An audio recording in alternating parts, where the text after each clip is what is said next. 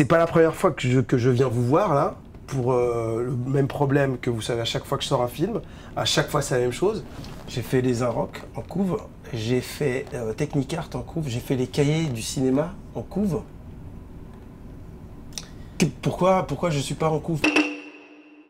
C'est quoi le problème?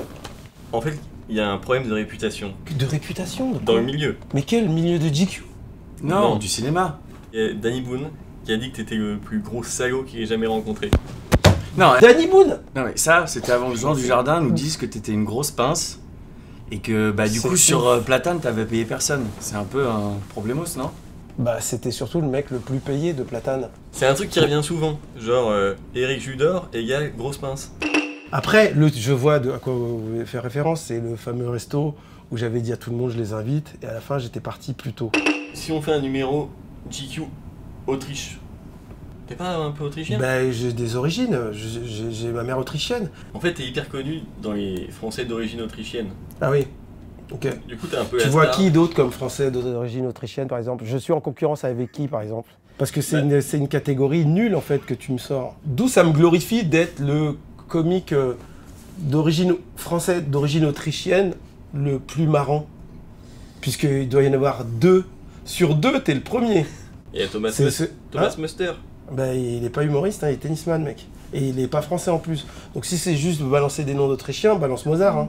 Mais les gars, ça c'est le serpent qui se mord la queue. Si vous me filez pas de couve, je fais pas de succès derrière. Comment tu veux que le public sache, suive les films que je fais, s'ils sont pas au courant? Là, c'est quoi ton actu par exemple?